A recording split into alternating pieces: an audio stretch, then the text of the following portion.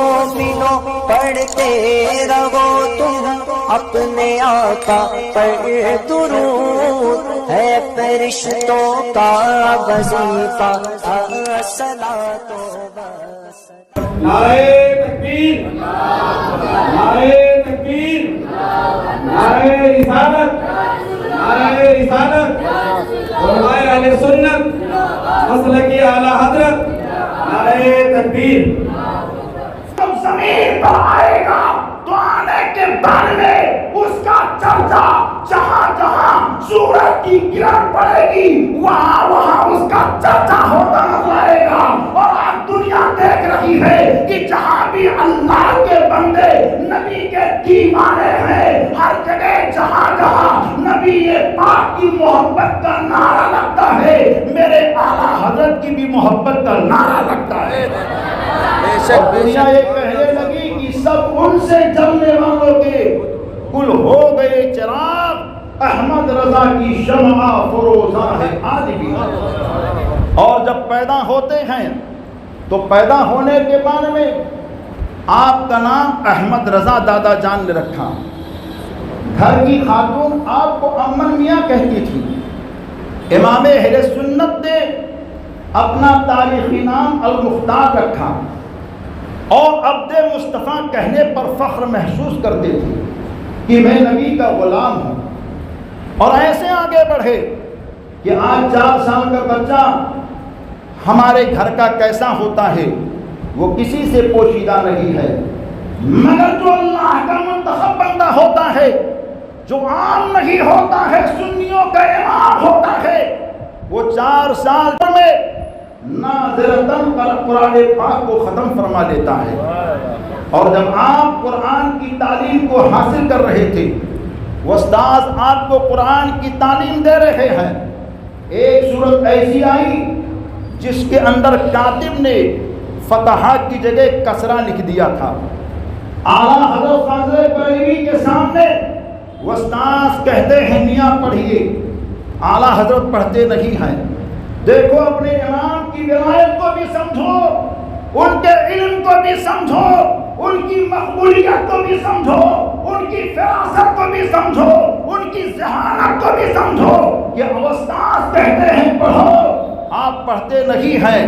استاد نے ان کے دادا جان کے جانب دیکھنا شروع کیا۔ دادا جان سمجھ گئے کہ استاد یہ کہنا چاہتے ہیں کہ آپ میاں کو کہیے کہ میاں پڑھیں۔ تو دادا جان نے کہا شہزادے احمد رضا پڑھو، تو استاد کہتے ہیں پڑھو، تو میرے اور آپ کے اعلیٰ حضرت کہتے ہیں بچپن میں سنیوں ناز کرنا چاہیے۔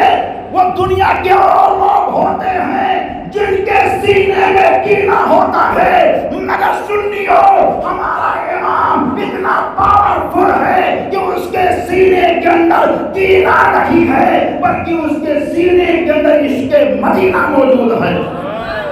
بردستہ آپ کہتے ہیں استاد سے کے سامنے اپنے دادا جان سے، دادا جان میں کیسے پڑھوں؟ کاتب نے جو غلطی کر دی ہے وہی میرے استاد مجھ سے کروانا چاہتے ہیں۔ کاتب نے غلطی میں کچھ اور لکھ دیا، استاد وہی مجھ سے پڑھوانا چاہتے ہیں۔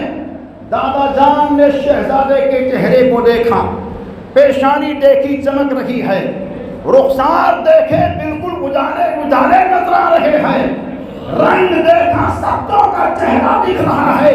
فوراً قرآن مقدس کے پرانے نسخے کو ملایا، تو جب پرانا نسخہ کھولا دادا جان نے تو ویسا ہی پایا جیسا کہ ہمارا امام اعلیٰ حضرت کہتا جا رہا ہے۔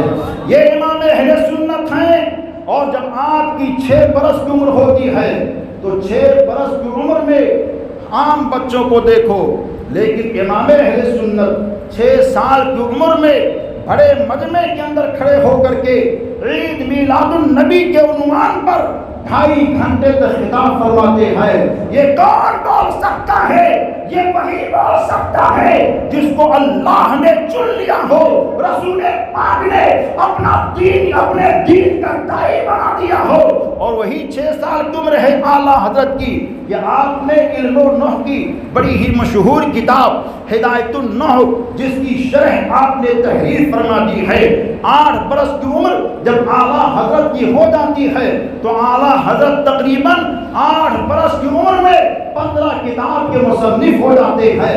9 سال کی عمر جب میرے اعلیٰ حضرت کی ہوتی ہے تو اعلیٰ حضرت 9 سال کی عمر میں 25 کتاب کے مصنف ہو جاتے ہیں۔ 12 سال کی عمر ہوتی ہے تو میرے اعلیٰ حضرت عالم بن جاتے ہیں۔